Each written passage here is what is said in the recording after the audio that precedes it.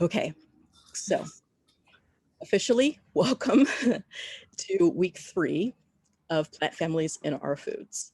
I'm happy to have you here with me, and we will be looking at one family.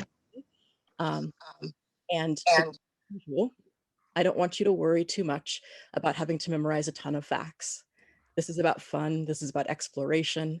This is about just learning how to see inside of flowers so that way, when you're out in the field, when you're out surrounded by plants, then it will be easier to approach them and look inside and say, what are you up to, flower? And it will be a little bit less intimidating. So I am going to start our slideshow. Just a second. Let me just get it up first. Make sure I'm not there. Okay. And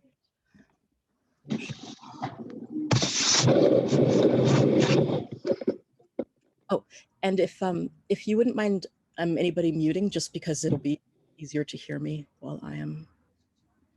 There we go. And why isn't this working? Okay, play. Okay, here we go. Welcome back to Plant Families in Our Food and Nature Journaling. So as usual, we'll start off with our 3 pictures. And with each of them, we'll take 2 minutes to draw. And then after that, a minute to be able to add any questions, observations, written notes, and numbers to our pictures. So let us start off with this one. What does this flower remind you of? And 2 minutes. Here we go.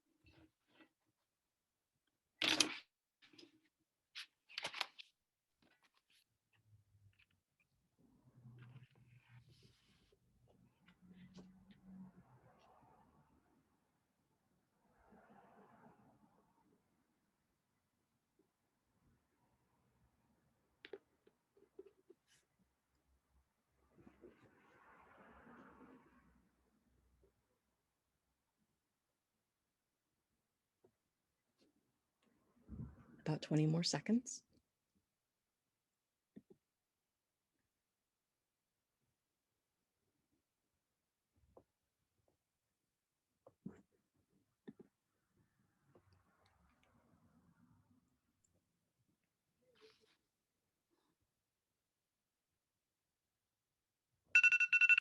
And that's our 2 minutes. And now, please take 1 more minute to add any words or numbers to your picture.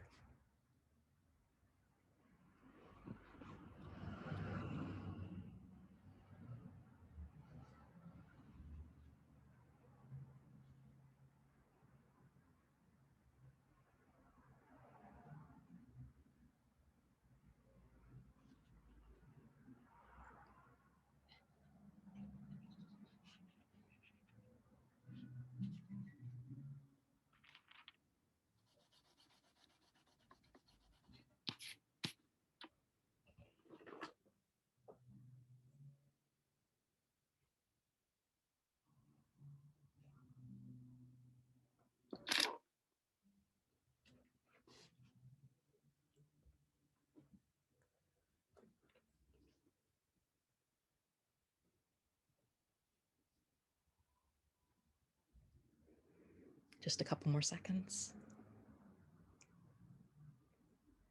And there's 1 minute. Okay, we'll move on to our second picture. And we'll begin our 2 minutes now.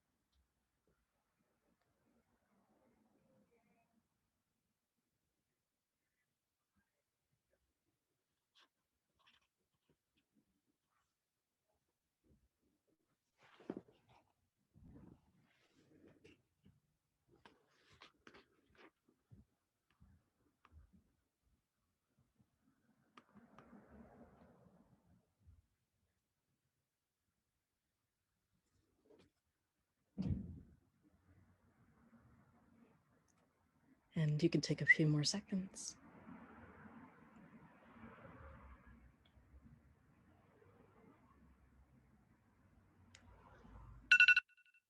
There's our 2 minutes. And now please take 1 extra minute to add any words or numbers to your picture, or any questions or observations.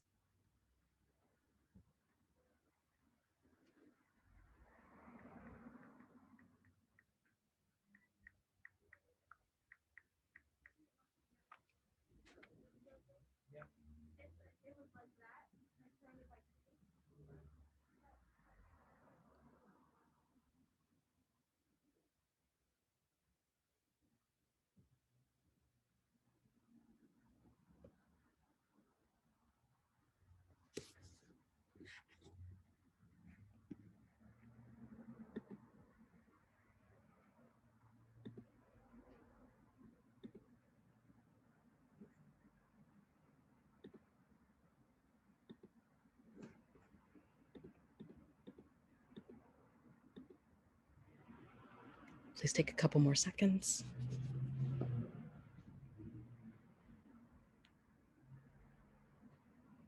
And we're good. And here is our third picture. And this one might look a little different than we're used to. And we can take our 2 minutes.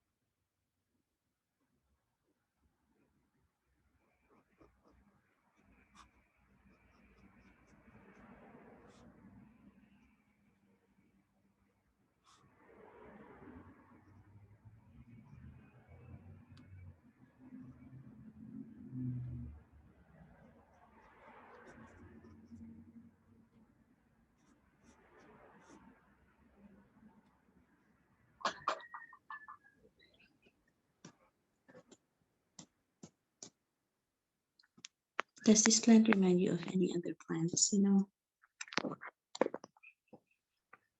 In just a few more seconds.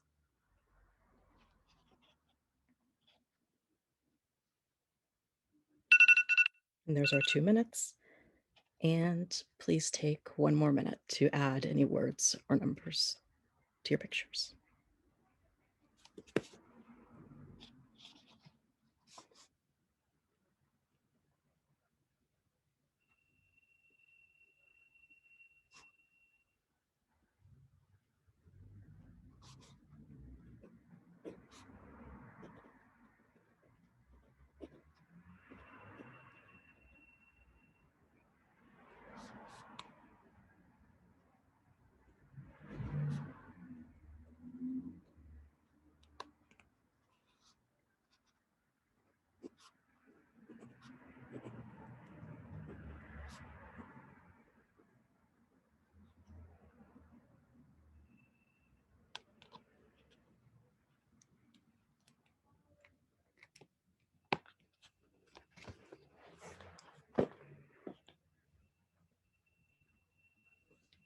Okay, take a couple more seconds.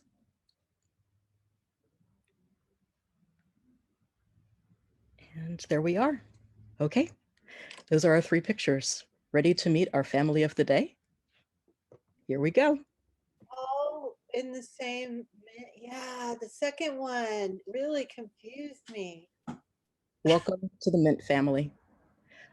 Now, this one goes by a couple of different names, which is why I also said, also known as the sage family or the dead nettle family. If dead nettle seems like a weird name, I include it because our name of our family today is Lamiaceae. And despite the name, it is not at all lame. It's an awesome family. But Lamiaceae is named for the genus Lamium, which is the dead nettle genus. They've renamed a lot of the old names so that way the prominent name is the type or the typical genus that represents the characteristics of that family. So that's why it is named Lamiaceae now. The old name was Lamiaceae. That one's a lot more descriptive. If you speak Spanish, then you know that labia means lip, and in Latin as well. And it's because of this look here. You see you have an upper lip and a lower lip, this kind of 2-lip look to it.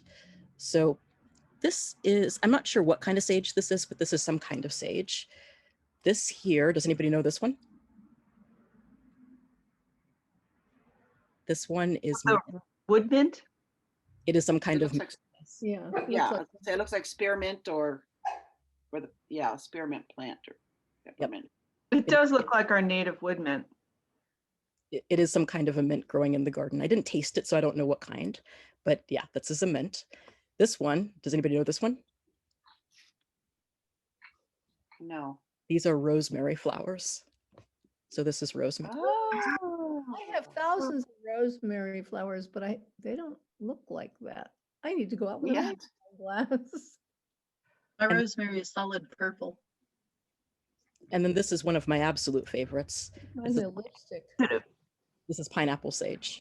Pineapple sage. Oh. This is when I was a kid, my best friend and I went out into our backyard and began planting it. And this was the first plant we ever planted. So for me, the pineapple sage is very special. Smells great too. Is penstemon in that family, or is it different? Because that looks so much like a penstemon. I believe penstemon is in a different family, and that's where it gets tricky. There's a few families that have really, really similar flowers, and it takes a little while to set them apart. But I'll tell you a few secrets about how you can tell this particular family. One of them. I'm sorry. One other botanical question is: they also salvias? Yes, the sages, all the salvias. So sage, mint, salvia, that's all the same. Well, they're all in the Lamiaceae family, but the mint, it has different names. I think sometimes mentha, but sage is salvia. So Right, but I mean, it's all the same family. Yeah. Mint, sage, salvia. But I always keep getting confused. I keep having to relearn it, that the penstemon and the California fuchsia are different families, They are, yeah. but they're so similar. Yep. And the reason why I'm hesitating to say what family the penstemon is in is because there have been, I think I've described this before to folks, but couple minute rant. They've been playing musical plants lately with some of the families. The order of Lamiaceae has been completely like reshuffled. And then also too, a lot of the figwort-like flowers have been reshuffled. So so things were in Scrofulariaceae and then they got moved to Plantagenaceae, or maybe vice versa.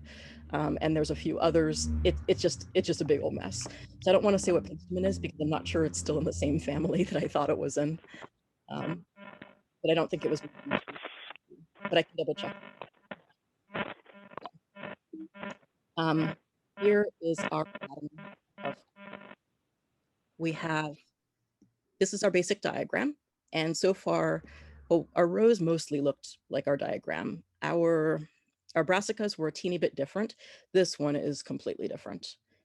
And in this case, we're going to have a little bit of new vocabulary that I'll introduce you to. So instead of having separate petals like we've seen so far, our petals here are all fused together into a tube. Now, petals plural, you can, if you were trying to say the word petal plural, you can say petals, but there's another word, and that is corolla. So corolla is another word for petals plural.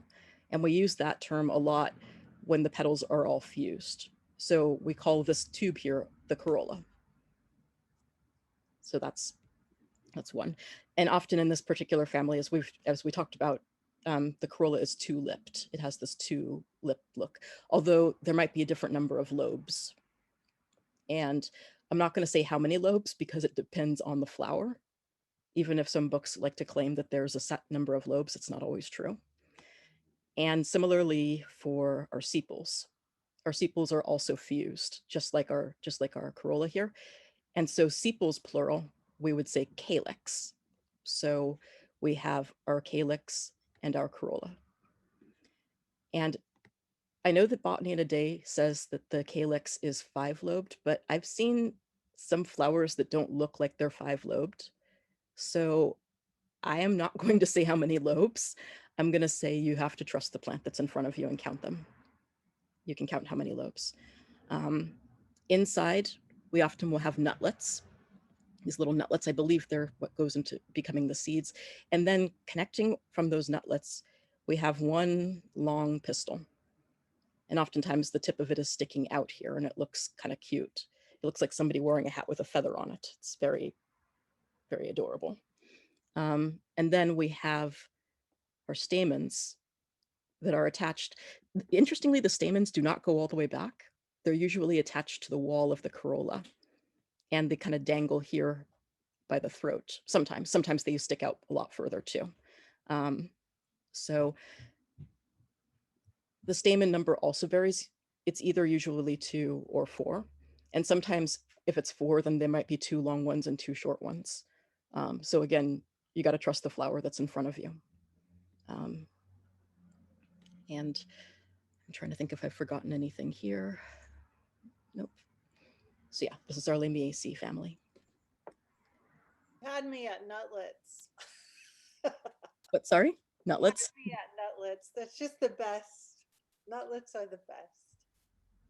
They are. So are you saying that, let's say like with penstemon, monkey flower, whatever, we knew that there were maybe 5 fused petals. What you're saying is that we have to not, for this family, we can't say there's X amount of fused petals. You have to kind of take it by a case basis. I would think so. I'll show you what I mean. Okay. If we go back here to our pineapple sage, I guess that I'm not sure if you'd count this as a lobe or not, but you see that there's one going down and I can't really see anything off to the side. And then there's a second one up here. So I believe that would be 2 lobes, although it's kind of hard for me to tell. But look here at the rosemary. You have 1 sticking up here, you have 2 on the side, and then you have the lower lip, which looks like it's split into 2 lobes. So this almost looks like there's 5 lobes. You kind of see what I mean? Yeah. So it depends on the flower within the family, which I know is really frustrating because it'd be nice if there were like one hard and fast rule. But luckily, there is another way that you can identify Lamiaceae, and that's why I had us draw this mint here, is because most members of that family have a square stem and opposite leaves. And not always, especially not always with cultivars, but often if you crush the leaves, then it has a very herbal aromatic smell, like you would imagine from a lot of the stuff that smells really good. So that is another thing that will really help you get the feeling of the plant. Like, does this feel like it's from Lamiaceae? If you look at the stem, then that will really, really help. So that's the secret, is to look at the stem and the leaves. So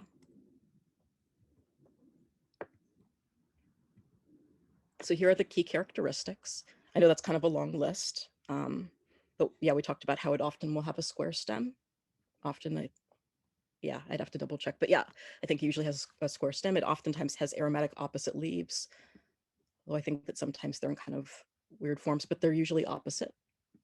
You have fused sepals into a lobed calyx. And again, you have to count the number of lobes because it's going to vary. You have fused petals into a tubular lobed corolla. And what can be really fun is seeing who pollinates it, who visits. It can be fun, especially because of the shapes of the flowers might attract different critters. The petals form an overall 2-lipped look. Usually the lower lip is a lot bigger than the upper one, but not always.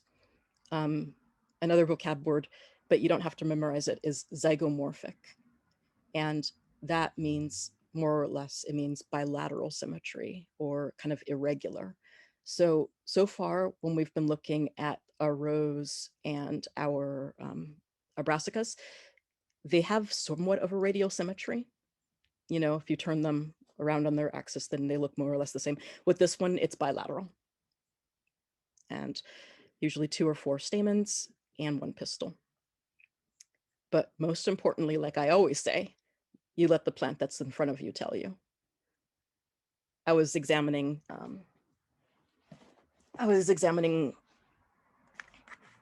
my pineapple sage friend here, and I thought that the lobes of the calyx were 3-lobed, and I was a little confused by that. So, because the book said 5, and then I noticed that it was the same for a different kind of sage. So, like I said, it's always good to let the one that's in front of you tell you. Another thing is that the part of the corolla, a lot of times it will fall off. So if you're picking the flowers, then it is really delicate and it can be really, really hard to keep them on. They fall off very readily. Something else I think is kind of fun about it. Ugh. And a lot of times too, not always, they will have, and their stems will be somewhat hairy as well. So oftentimes you'll see a lot of hairs on it. Okay, here we go. Now, I have to say, it took me all week to be able to dissect this flower properly.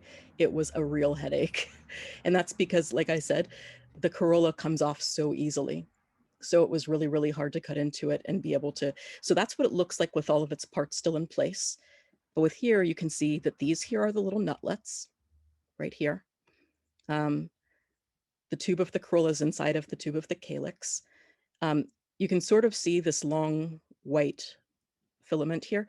That is the pistil here that's sticking out. And you can see that the pistil has this kind of cute look to it. And then in this case, I couldn't really tell if the things attached to it were a couple of other stamens or not, but I could only really see these 2 big ones, but I'd have to go back and double check. But they kind of hang down. In this case, they hang down in front of the throat. So you can imagine a hummingbird coming to visit this flower, sticking its beak inside, and then you have our little stamens here brushing its forehead and then leaving a little bit of pollen on its forehead so it can carry it off to the next flower. Fun to watch. So now here's the part where you get to guess, and I know that a lot of you already know a ton of these. What foods do you think are in Lamiaceae? You can call out. You mean besides mints and sages? Yeah. Or mints, oh, gosh.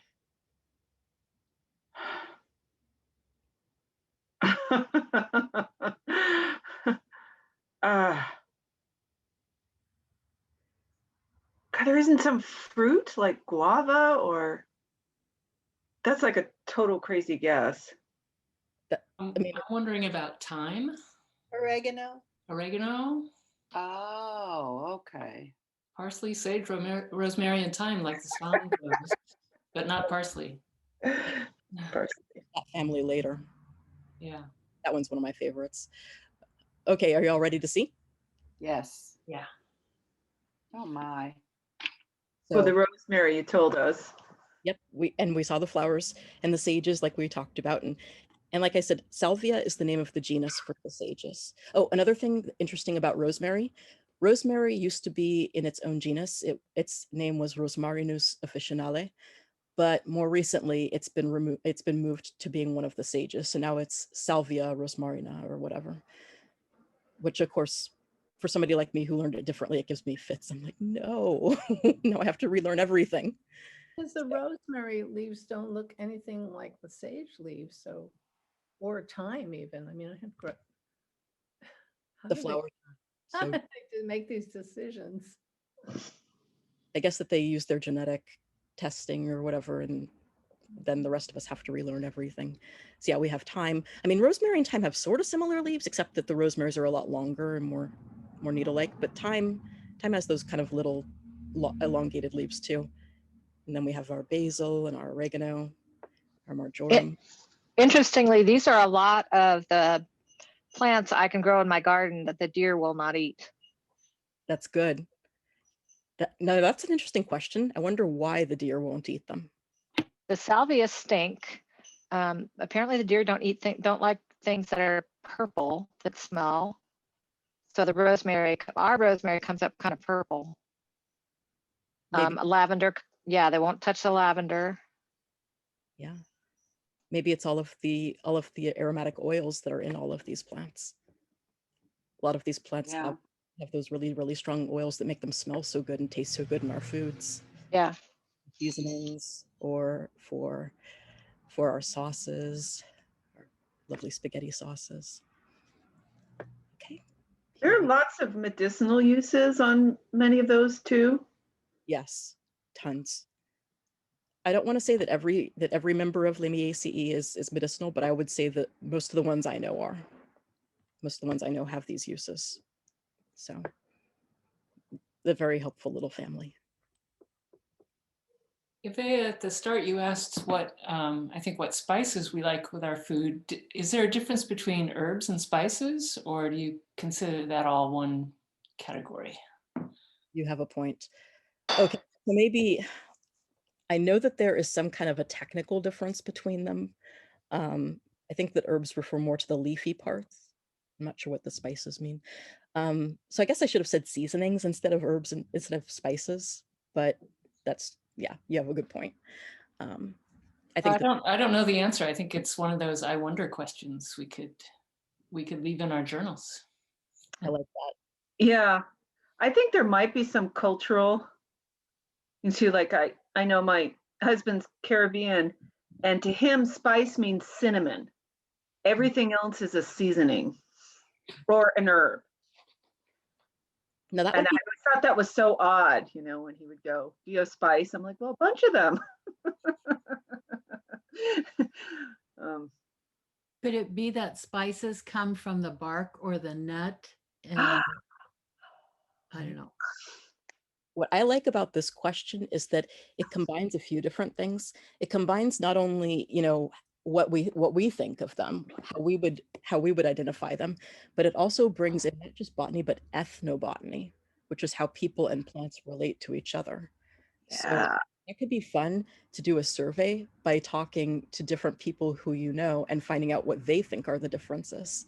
And then just kind of just cataloging all of the different ways people identify them, just to see, and plus then like see how people connect to these spices, to these plants that we use. I think that would be a really fun question. I would Yeah, definitely. and there's a whole history of spice trade and the Spice Islands, and you could go deep into this one. Oh yeah. So Rabbit that's, hole. I love it. So that's, It is fascinating that some of them, somebody in the chat said that the herb was the leaf and that, the spice was other parts. And that's probably about as good an answer as any, but it's fascinating to me that so many, eating leaves is logical, but how in the world did they ever figure out to eat barks and seeds? And nutmeg that people were commenting on earlier is the pit of a fruit. yep. It makes you. And how someone figured out eating that. And the fruit, by the way, doesn't taste anything like nutmeg. I also have a lot of respect for the people who had to go figure that out, because I know that probably not everybody lived through tasting those things. So all of this experience that we have was probably bought through lives. So I'm thankful to the people who went before us to practice and find out what was safe. And Nevaeh, I know you can't see the chat. Loretta also adds, and the roots. Don't forget the roots. Oh, good Right. point. Like ginger and turmeric. Very good point. Dandelion root. Yeah, yeah. I think that our next page is the thing I like so much, that everybody seems to like. Let's see. Yes, it is. Are you all ready? Yeah. Are you all ready to spot the Lamiaceae? Yay. And put up our first poll. So everybody can guess. I forgot to put A, B, and C, but I think people know A, B, and C, right? Yeah. It's okay that I forgot this time. Sorry.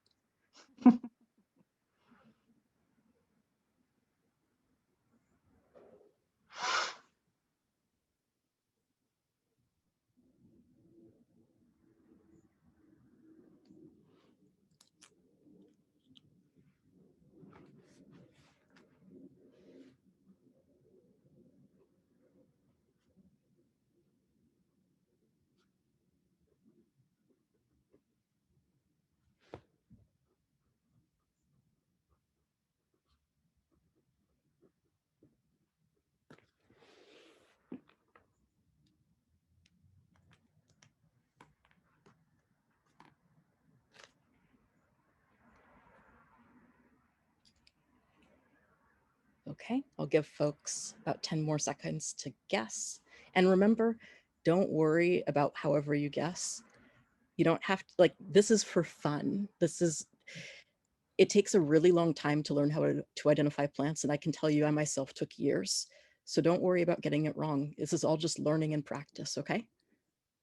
Are people seeing the poll? I'm not seeing answers on mine. I am. I see Are 23, you? Okay, good. 23 folks have voted. Good, good. Are you all ready for the answer? Okay. B. It was B. So white here, sorry, I'm going to try to move this down. I can't tell if sorry. Yeah. White sage. I know that this one was probably a little bit difficult to tell, huh? We have some long things kind of sticking out here, and it's hard to tell that the stem is square. You can sort of see the leaves in the background. So sometimes things look a little bit different, and I know that that's challenging. But this is one way that the Lamiaceae can look. And you can sort of see the really big lower lip on them, and then the bit smaller upper lip. So that would be what I would use to kind of tell, is the big lower lip and the upper lip. I included this one on purpose because I used to get these a little bit mixed up too. This is another family that we're going to encounter at some point. It's Fabaceae. So this is from the bean and pea family. And this over here is a flowering currant. So are you ready for round 2? Bring it.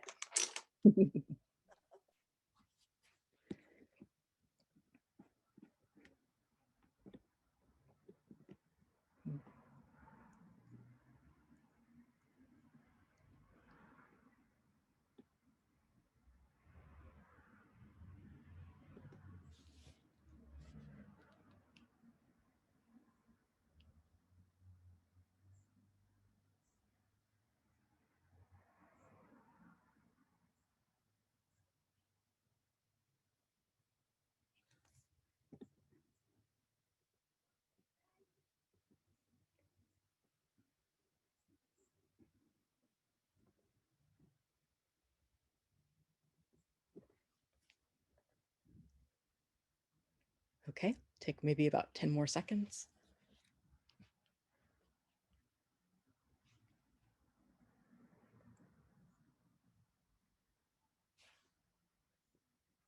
Okay, are you ready?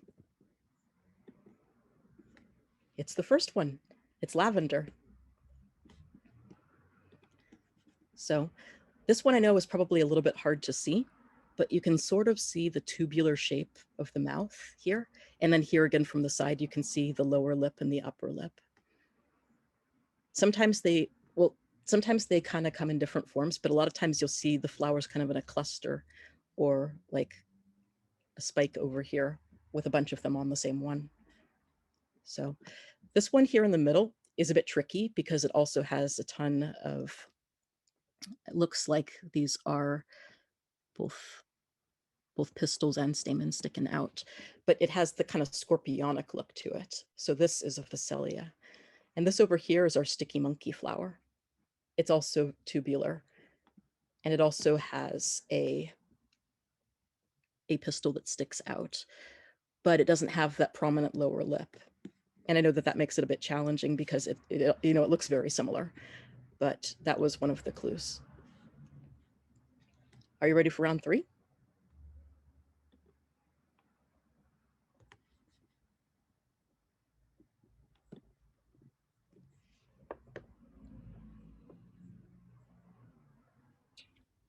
How can I move the scorecard off the picture?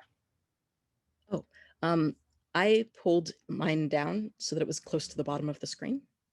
It's kind of like a window in any other program. So I think you can put your cursor or your finger up on the top of it and drag it. Does that work?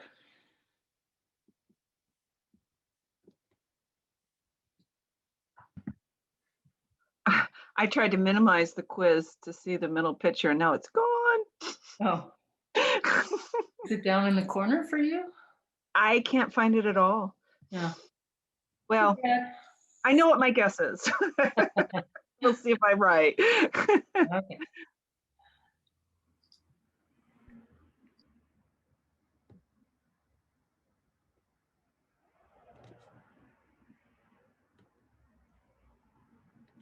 All right, let's take about 10 more seconds.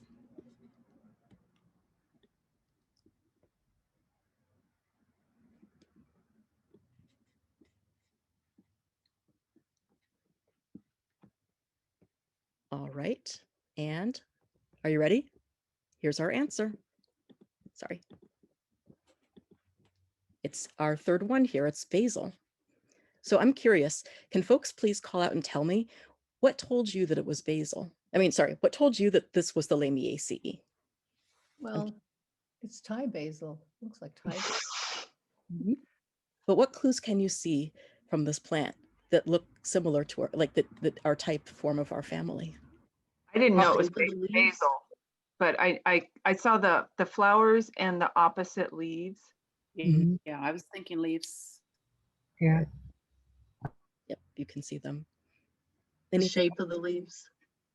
Yep, And they were separated like the mint was. that's true. And then you can sort of see an upper lip and a lower lip in here too, yeah? Yeah, a little. A lot of them tend to come up on spikes. Not always, but a lot of the members of the family will come up on these spikes.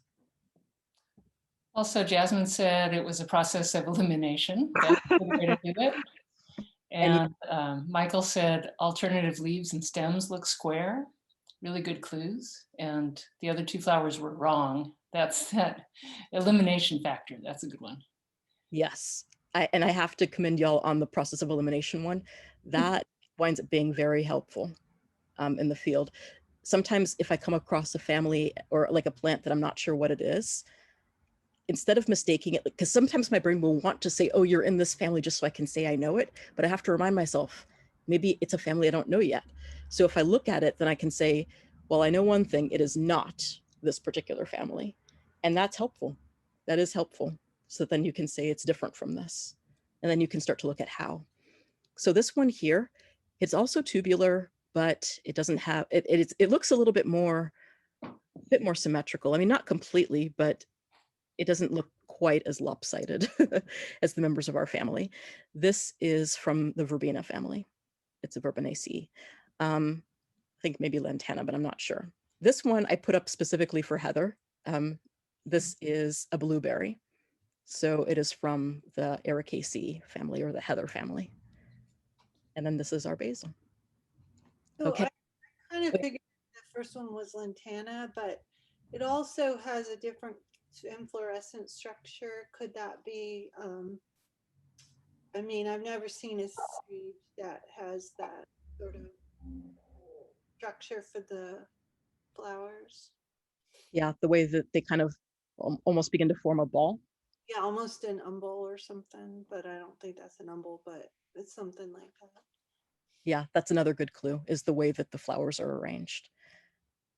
Sometimes you'll get clusters of flowers, or you get like a flower, like flowers here or there. Other times you'll get like a whorl of flowers that go around, but I don't believe I've seen any umbels of the flowers, or like this shape of the flowers within Lamiaceae. So that's a very good clue.